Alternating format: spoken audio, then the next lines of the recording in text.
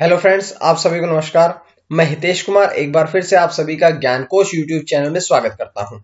आज है 24 जनवरी और 24 जनवरी से जितनी भी करंट अफेयर्स बनेंगी वो हम आज की वीडियो में चर्चा करेंगे। इस वीडियो का पीडीएफ आप सभी को ज्ञानकोश टेलीग्राम चैनल से मिल जाएगा या आप ज्ञानकोश फेसबुक पेज को भी ज्वाइन कर सकते हैं। दोनों का लिंक डिस्क्रिप्शन में दिया हुआ है, आप लोग वो भी ज्वाइन कर लीजिएगा। तो चलिए अब हम बढ़ते हैं आज की करंट अफेयर्स की तरफ।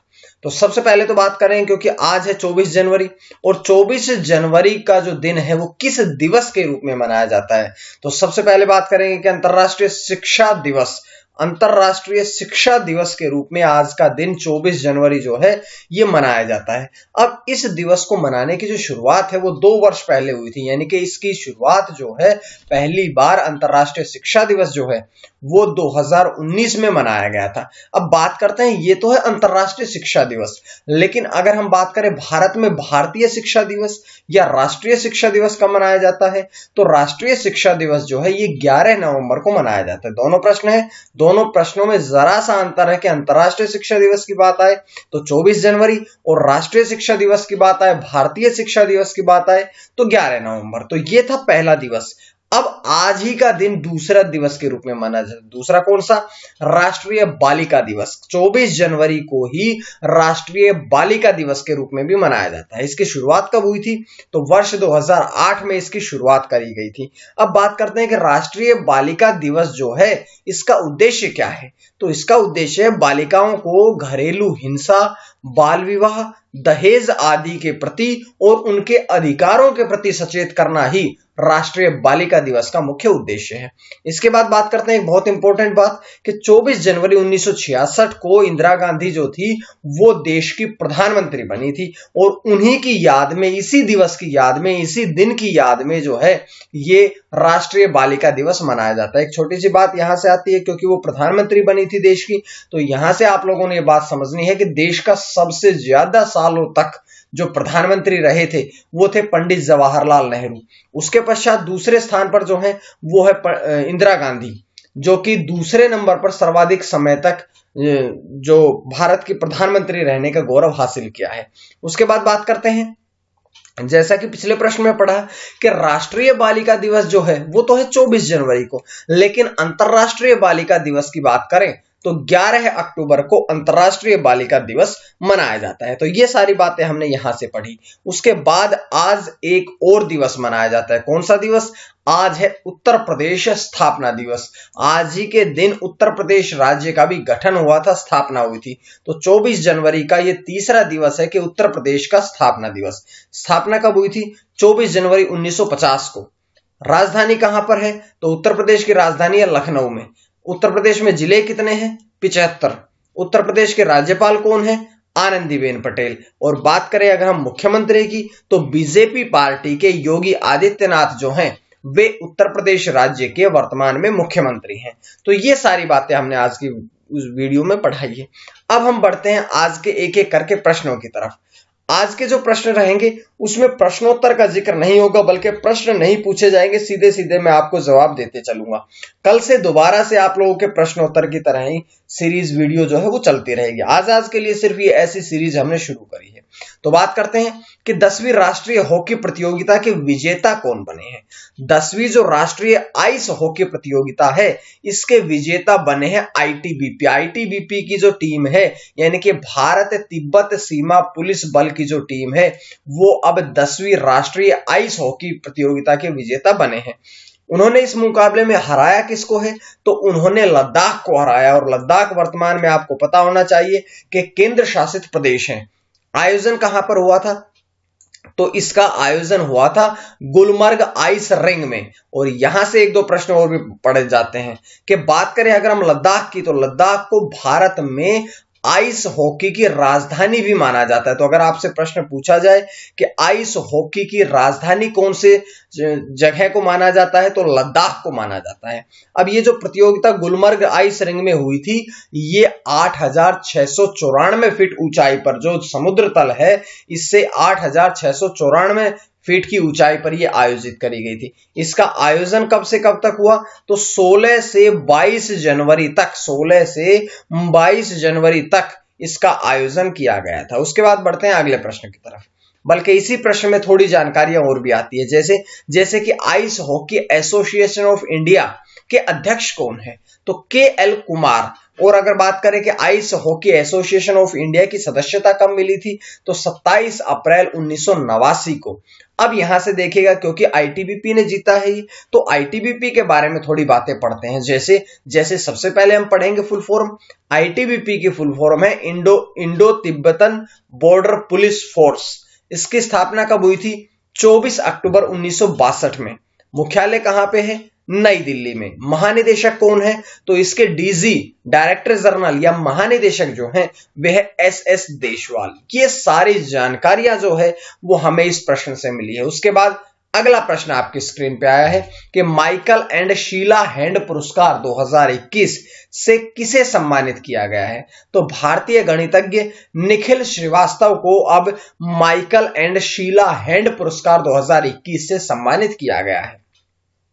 लंबे समय से वो क्या कर रहे थे कि कैडसिन सिंगर समस्या और रामानंद ग्राफ पर अनुत्तरित सवालों को हल करने का काम कर रहे थे। कुछ ऐसे सवाल हैं जिनको अभी तक दुनिया में कोई सॉल्यूशन नहीं कर पाया है, तो इन सभी प्रश्नों के सॉल्यूशन का वो कार्य कर रहे थे। और अगर बात करी जाए कि जो निखिल श्रीवास्तव है वे वर्तमान में कैलिफोर्निया विश्वविद्यालय में गणित के एसोसिएट प्रोफेसर के पद पर कार्यरत है। तो ये जानकारियां हमने यहां से मिली, लेकिन थोड़ी सी, क्योंकि माइकल एंड शीला हैंड पुरस्कार है तो इसके बारे में पढ़ते हैं। ये पुरस्कार प्रतिवर्ष दिया जाता है, किस लिए? मिश्रित और असतत अनुकूलन या कंप्यूटर विज्ञान के संबंधित भागों की, जैसे कि एल्गोरिदम और चैटिंग सिद्धांत के डिजाइन और विश्लेषण के क्षेत्र में उत्कृष्टता, अभिनवता, रचनात्मकता, प्रभावशाली अनुसंधान के समाधान में सम्मान में दिया जाता है। इस प्रकार के इसकी स्थापना कब हुई थी? तो इस पुरस्कार की जो स्थापना है वो 2017 में हुई थी। किस किस के नेतृत्व में? तो माइकल और शीला हेल्ड के नेतृत्व में इस पुरस्कार की स्थापना करी गई थी। तो ये जानकारी आपको यहां से मिली। उसके बाद बढ़ते हैं अगले प्रश्न नहीं बल्कि आज के प्रश्न की तरफ। देखिएगा, आज मैं पहला प्रश्न आप लोगों के सामने ऐसा लेके आया हूं कि जिसमें आपको बताना है ब्रॉडकास्टिंग कंटेंट कंप्लेंट काउंसिल बीसीसीसी के अध्यक्ष कौन बने। 4 ऑप्शन आपके पास है, यहां से जो सटीक आंसर लगे वो आपने कमेंट करके बताना है। जिसके पश्चात हम चलेंगे जो मैंने कल का प्रश्न पूछा था उसके जवाब की तरफ कि जयनगर मोआ मिठाई का पहली बार निर्यात किया गया है, जिसका संबंध किस राज्य से है? तो इसका संबंध पश्चिम बंगाल राज्य से, और पश्चिम बंगाल की वर्तमान में मुख्यमंत्री ममता बनर्जी है। और यहां से आप सभी का बहुत ही सटीक आंसर आया था, तो आप सभी को बहुत बहुत बधाई। उसके पश्चात हम बढ़ते हैं अगले प्रश्न की तरफ।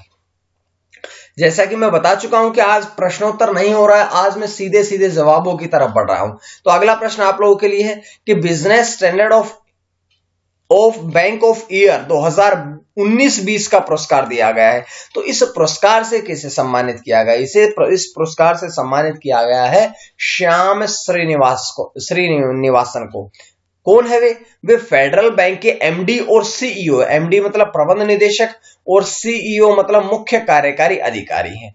बैंक का प्रदर्शन लगातार बेहतर होने के कारण उन्हें श्याम श्रीनिवासन को सम्मानित किया गया है। यहां से 2 प्रश्न और भी निकलते हैं कि फेडरल बैंक के संस्थापक कौन है? केपी हार्मिस। और स्थापना कब हुई थी? तो 23 अप्रैल 1931 में इसकी स्थापना करी गई थी। तो ये जानकारी आपको यहां से मिली है। उसके बाद बढ़ते हैं अगले प्रश्न की तरफ कि श्रम शक्ति पोर्टल जो है ये लॉन्च किया गया है। तो श्रम शक्ति पोर्टल जो है ये किसके द्वारा लॉन्च किया गया है? तो ये लॉन्च किया गया है अर्जुन मुंडा के द्वारा। और अर्जुन मुंडा किस पद पर है? वे जनजातीय मामलों के केंद्रीय मंत्री हैं। कहां पर इसका आयोजन लॉन्च किया गया? तो गोवा के पंजीम क्षेत्र में इसे लॉन्च किया गया। इसका उद्देश्य क्या है? तो प्रवासी श्रमिकों के लिए राज्य और राष्ट्रीय स्तर के कार्यक्रमों का निर्माण करना ही इसका मुख्य उद्देश्य है। इसके साथ साथ में उन्होंने एक प्रशिक्षण मैनुअल श्रम साथी भी लॉन्च किया है। ठीक है, तो ये सारी जानकारियां जो है यहां से हमें मिलती है। उसके पश्चात अगला प्रश्न कि भारत के सबसे लंबे रोड आर्च ब्रिज का उद्घाटन किया गया, किसके द्वारा किया गया? तो ये किया गया है कर्नाड संगमा के द्वारा। वे कौन है? वे मेघालय राज्य के मुख्यमंत्री हैं। मतलब कि मेघालय राज्य के मुख्यमंत्री जो हैं उनके द्वारा अब सबसे लंबा, भारत का सबसे लंबा जो रोड आर्च ब्रिज है इसका उद्घाटन किया गया है। कहां पर किया गया है? तो मेघालय के पूर्वी खासी हिल्स जिले के सोहबर में इसका उद्घाटन किया गया है। इस योजना को 2013 में मंजूरी दी गई थी और जो 2014 में इसका काम पूरा हो गया था, 2018 में बनकर के तैयार हुआ था, लेकिन थोड़ा कार्य बाकी था जो कि अब पूरा हुआ और अब इसका उद्घाटन भी किया गया है। मेघालय में है तो मेघालय से एक प्रश्न आता है बहुत इंपॉर्टेंट कि मेघालय की राजधानी कहां है? शिलोंग। मेघालय के मुख्यमंत्री के बारे में पढ़ लिया, कोनराड संगमा है। तो अब राज्यपाल के बारे में अगर हम पढ़ें तो सत्यपाल मलिक जो हैं वे वर्तमान में राज्यपाल है मेघालय राज्य के। ठीक है, उसके पश्चात अगला प्रश्न है, स्वदेशी विकसित फ्लाइट साव SAAW का सफल परीक्षण किया गया है। कहां से? तो ओडिशा तट से इसका सफल परीक्षण किया गया है। यह हिंदुस्तान एरोनॉटिक्स लिमिटेड के हॉक 1 विमान से इसे लॉन्च किया गया है और DRDO द्वारा यह विकसित किया गया है। इसके बाद में जो प्रश्न यह है कि SAAW क्या है? स्मार्ट एंटी एयरफील्ड वेपन, एक ऐसा हथियार जो कि हवा में ही दुश्मन की हवाई क्षेत्र संपत्तियां जो है उसको नष्ट कर सकता है। इसका जो वजन है वो 150, इसके बारे में बात करें अगर हम तो 125 किलोग्राम वर्ग का स्मार्ट हथियार है ये। DRDO के रिसर्च सेंटर इमरत हैदराबाद द्वारा इसे डिजाइन किया गया है और विकसित किया गया है। ये 10 किलोमीटर की रेंज तक जमीनी दुश्मन के हवाई क्षेत्र के संपत्ति जैसे कि रडार है, बंकर है, टैक्सी ट्रैक है, इन सब को नष्ट करने में सक्षम है। इसके पश्चात आज का अंतिम प्रश्न पढ़ते हैं, वो क्या है कि तोशाली राष्ट्रीय शिल्प मेला शुरू किया गया है। तोशाली राष्ट्रीय शिल्प मेला जो है किसके द्वारा शुरू किया गया है? तो ओडिशा के मुख्यमंत्री नवीन पटनायक के द्वारा यह शुरू किया गया है। कहां पर? भुवनेश्वर में। यह पूर्व भारत में सबसे लोकप्रिय हथकरघा और हस्तशिल्प मेलों के में से एक है। इसमें 3 विजेताओं भी बने हैं। कौन कौन बने हैं? पहले है दिलीप कुमार। क्यों? क्योंकि उन्होंने ताड़ के पत्ते पर नक्काशी की है, इसलिए उन्हें सम्मानित किया गया है। दूसरे हैं दिव्य ज्योति बेहरा जो कि पत्थर की मूर्ति बनाने के लिए सम्मानित किए गए। तीसरे हैं प्रियंका पात्रा जिन्होंने टेराकोटा बनाया है और जिनको जो इसलिए सम्मानित किए गए हैं। तो ये थी आज की कुछ करंट अफेयर्स।